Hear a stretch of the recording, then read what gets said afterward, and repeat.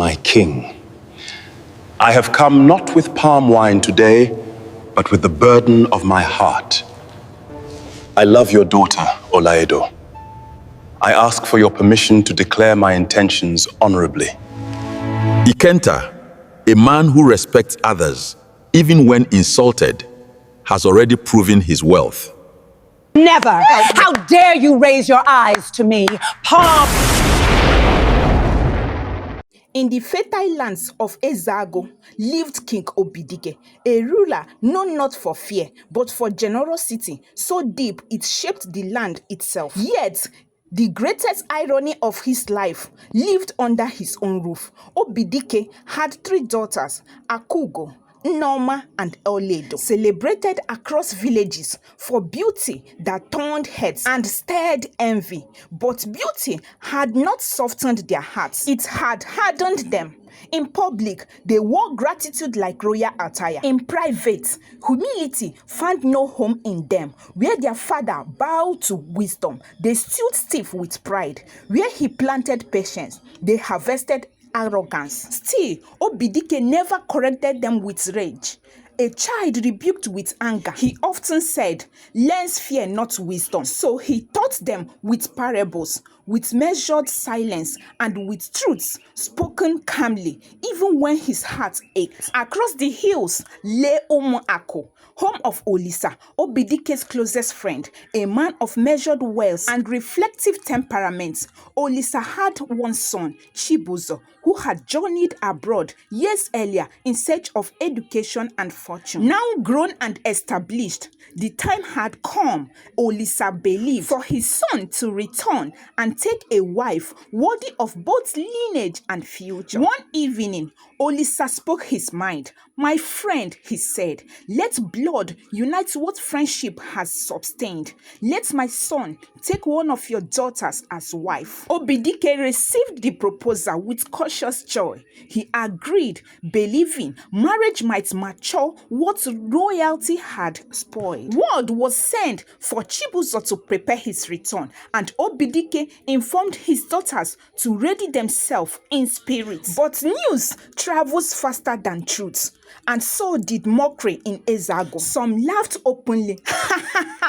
Which man will survive those guests? Others whispered, beauty without virtue is a decorated danger. Meanwhile, in quiet contrast, lived Ikenta, a palm wine tapper from Umuako. His wine carried something rare: honesty, discipline, and care. When a royal guard tasted it, he paused. This wine speaks. Soon, Ikenta became the palace supplier, entering often, speaking little, observing much. One afternoon, Akugo, the eldest daughter, sat waiting for a chilled fruit drink brought by a trembling young maid, Adobe. Adobe's hands shook from haste, and in a moment of human freety, the glass cup tipped. A splash of juice stained Akugo's richly embroidered dress. Adobe froze.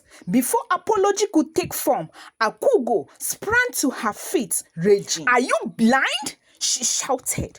Do you know the value of what you have reigned? In one violent motion, she seized the cup and poured the remaining juice over Adobe. Adobe dropped to her knees, sobbing, her lips quivering with fear and shame. It was then that Ikenta stepped forward with calm courage. Princess, he said gently, the clothes can be washed, but wounds spoken into the heart remain longer than stains. Akugo turned on him, her eyes sharp with contempt. You?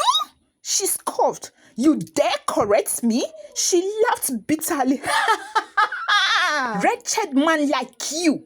Poverty is your second name, Ikenta. Know your place. You sip palm wine, nothing more. Her voice cut like broken glass. Servants bowed their heads in helpless silence. Ikenta helped Adobe to her feet. Something shifted within him. He handed her a clean cloth and walked away. Days later, Ikenta came to supply palm wine in the palace. What he saw tightened his chest. Noma, the second princess, stood over a young maid, Amarachi, whose hands trembled violently. Amarachi had been ironing her beautiful embroidery stick when a moment's distraction betrayed her. The cloth had kissed fire and lost its perfection. But imperfection in Noma's world was unforgivable. Useless girl, Noma screamed. Do you know how many hands worked to buy this dress? Before Amarachi could finish begging, Noma's hand struck her, not once, not twice. Each slap echoed. The girl collapsed to her knees, shielding her face, her sobs muffled by shame. I will teach you to reign what does not belong to you, Noma shouted, raising her hand again. Ikenta held it with a quiet authority that came from moral courage. Princess, he said, his voice calm yet firm, please, let anger rest. A mistake does not deserve violence. Noma turned slowly. She laughed coldly. This dress costs more than your entire life of climbing trees. If she burns it, she must feel the fire too. The words were cruel, deliberate, and poisonous. Ikenta helped Amarachi up with hands that trembled not from fear, but from restrained emotion. Clothes can be replaced, he said softly, but a broken spirit is harder to mend. Norma scoffed, spare me your village wisdom. She snapped, take your poverty and leave my sight. Ikenta understood that wisdom does not wrestle pride in public as he walked away. The image of Norma's violence, Akugo's contempt, and the repeated misuse of privilege that Ikenta resolved to speak out of conscience. For love, he now understood, was not mere attraction, it was alignment of values. And so, with a heart sharpened by truth and a spirit steady with humility, Ikenta prepared to stand before King Obidike to declare intention with honor. Days later, Ikenta stood before the throne, clothed in truth. My king, he began, bowing deeply, I have come not with palm wine today, but with the burden of my heart. I love your daughter, Oledo. I ask for your permission to declare my intentions honorably. The palace murmured. Obidike smiled, a rare and thoughtful smile. Ikenta, he said, a man who respects others even when insulted, had already proven his wealth. The king was pleased because of his character. Oledo was summoned, accompanied by her sisters, Akugo and Noma. Pride walking ahead of her like a herald. When she heard Ikenta's request, her face twisted in outrage. Never, she spat. How dare you raise your eyes to me? Her voice rose, sharp and cruel. Pan white tapper, son of poverty, you smell of trees and death. Do you think loyalty blooms for men like you? Her words were curses disguised as speech. Her sisters burst into laughter, clapping mockingly. Sister, one teased. So this is your taste. You are now drawn to men who climb trees for survival. Another added cruelly. Careful, Oledo. Tomorrow, they will say you married hunger itself. Then King Obidike rose. Enough, he thundered. The room fell silent. He turned to his daughters, his eyes instructive. You laugh because you measure men by coins, he said. But our ancestors taught us better. People are not measured by what they possess, but by who they are. Unseen. Then, pointing gently towards Ikenta, he added, this man has shown humility where you have shown cruelty, restraint where you have shown excess, dignity where you have displaced disgrace. The princesses lowered their eyes, but pride still wrestled within them. Ikenta bowed once more in honor and left the palace. His heart was heavy yet clear. If cruelty lives so comfortably here, he thought, then love must be chosen carefully or not at all. The news of Ikenta's proposal to Princess Oledo ran through Ezago. Some laughed openly as the palm wine turned his head. They mocked, others sharpening ridicule into parables. When a goat tastes palace salt, they said it forgets the boundary of defense. Despite mockery,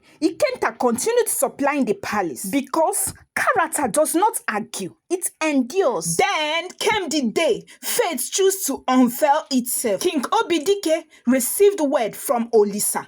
My friend, Olisa said, my son has returned.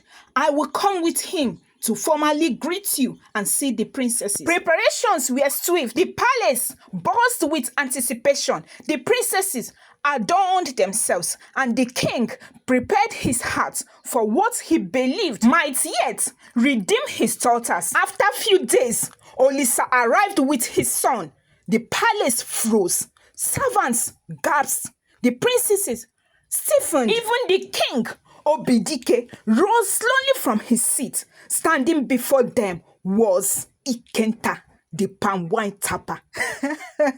Shame crept in like cold harmattan air. It sat heavily on the chest of Akudo and Noma. Oledo's face drained of color. Their early laughter echoed back to them as accusation. Silence thickened. Ikenta spoke. His voice was calm, stripped of resentment, rich with truth. My king, he said, bowing deeply, I did not disguise myself to deceive you. I lived as I am, to see clearly. He paused.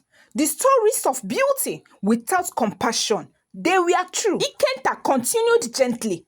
People should never be measured by crowns or coins, for character is the only inheritance that does not lie. The courtyard felt suddenly small. The earth itself seemed unwilling to hold the daughters of pride. They wished in that moment that the ground would open and take them from the gaze of truth.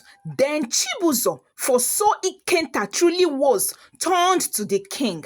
My lord, he said, I once sought Princess Oledo's hand in marriage. She rejected me, seeing only what she thought I was. He inhaled, steady and resolute. Today, I stand before you to ask for the hand of Adobe, one of your maids. The palace gasped. Adobe wept. King Obidike spoke with sorrow and wisdom. Pride twisted what humility could have perfected. He blessed the union. His daughters moved through the palace like shadows. They remembered the laughter, insults, the dignity they crushed. For the first time, royalty felt heavy. When Ezago learned the truth, proverbs filled the air. The shallow river hid depth. When pride sits on the throne, wisdom waits at the gate. 4 market days later, Chibuzo returned with elders. Rites were performed, blessings sealed. Adobe rose from servitude to honor, not by beauty, but by character. King Obidike reflected. Wisdom ignored becomes experience. Experience, though painful, remains a teacher. Thanks for watching.